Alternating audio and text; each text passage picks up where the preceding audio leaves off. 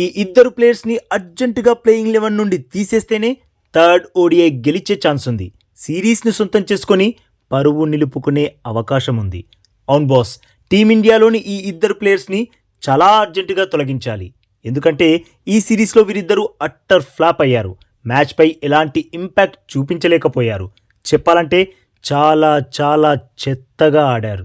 ఒకవేళ టీమిండియా ఈ ఇద్దరు ప్లేయర్స్ని పొరపాటున థర్డ్ ఓడిఐలో కూడా ఆడించారా, ఇక ఫిక్స్ అయిపోండి బాస్, మన ఓటమి కూడా కన్ఫర్మ్ అయిపోయినట్లే. చాలా కష్టపడి ఫస్ట్ ఓడిఐలో ఎలాగో అలా టీమిండియా గెలిచింది. సెకండ్ ఓడిఐలో టీంలో మార్పులు చేసుంటే ఆ మ్యాచ్ కూడా గెలిచేది. సిరీస్ ఈ పాటికే మన చేతికి చిక్కేది. బట్ ప్లేయింగ్ 11లో మార్పులు చేయలేదు. ఫ్లాప్ అవుతున్న ఆ ప్లేయర్స్కి మళ్ళీ అవకాశం ఇచ్చారు.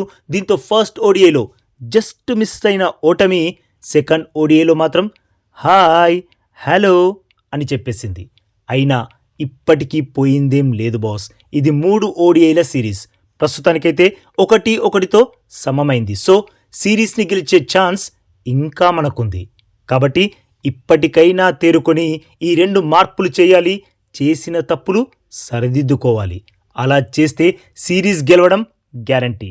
లేదంటే మళ్ళీ మరో ఓటమి గ్యారంటీ. దాంతో సిరీస్ జారడం కూడా గ్యారంటీ. మరి ప్లేయింగ్ 11లో మార్చాల్సిన ఆ ఇద్దరు ప్లేయర్స్ ఎవరంటే, ఫ్లాప్ ప్లేయర్స్ ఎవరంటే, ఫస్ట్ యశస్వి జైస్వాల్ ఈ మొత్తం సిరీస్లో ఇప్పటివరకు ఫ్లాప్ అవుతూనే ఉన్నాడు. 2 టెస్టు మ్యాచ్ల్లో 4 ఇన్నింగ్స్లలో చెప్పుకోదగ్గ స్కోరే చేయలేదు. ఇక ఓడిఐ సిరీస్లో 2 మ్యాచ్ల్లో అయితే మరీ దారుణం. ఫస్ట్ ఓడిఐలో 18 రన్స్కే అవుట్ అయ్యాడు. సెకండ్ ఓడిఐలో 22 రన్సే చేశాడు.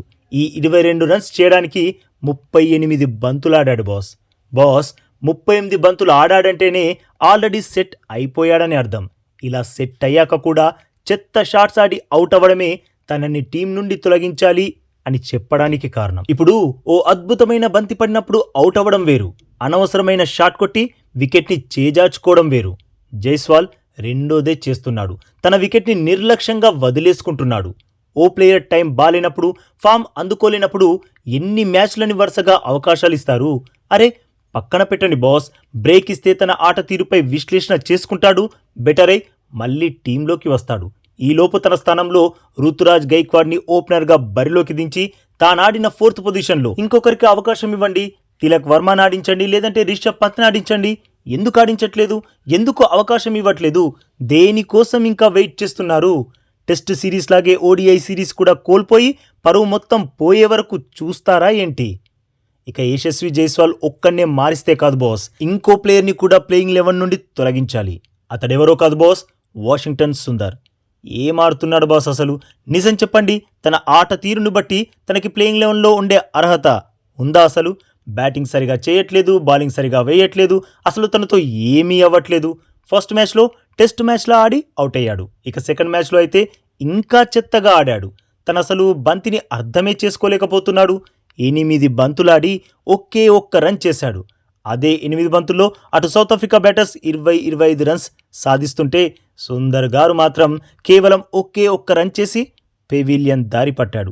తను సెకండ్ మ్యాచ్లో అవుట్ అయిన విధానం అయితే దారుణం బాస్. ఫీల్డర్ చేతికి డైరెక్ట్గా కొట్టి రన్ కోసం పరిగెడతాడేంటి బాస్? తను 2 అడుగులు ముందుకేసి వెనక్కేసేలోపే టపాక్ రన్అట్. మరి తానే 2 అడుగులు వెనక్కి రాలేనప్పుడు నాన్ స్ట్రైకర్ బ్యాటర్ ఎలా వస్తాడు చెప్పండి?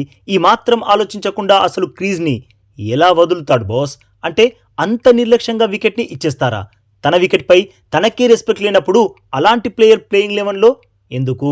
సరే బ్యాటింగ్ బాగా చేయట్లేదు, కనీసం బౌలింగ్ అయినా బాగా వేస్తున్నాడా అంటే అది లేదు. 2 మ్యాచ్ల్లో ఒక్కటంటే ఒక్క వికెట్ కూడా కూల్చలేకపోయాడు. ఇంకెక్కడి బౌలర్, ఇంకెక్కడి ఆల్రౌండర్ బాస్? అరే అటు బ్యాటింగ్లో ఇటు బౌలింగ్లో తేలిపోతున్నాడు అని తెలిసాక కూర్చోబెట్టండి సార్ బయట. తన స్థానంలో నితీష్ కుమార్ రెడ్డిని ప్లేయింగ్ 11లోకి తండి. తను ఎప్పుడెప్పుడు అవకాశం వస్తుందా అని ఎదురు చూస్తున్నాడు. బట్ మీరు అవకాశమే ఇవ్వట్లేదు. వరుసగా విఫలమవుతున్న వారికి మాత్రం మళ్ళీ అవకాశం ఇస్తూనే ఉన్నారు.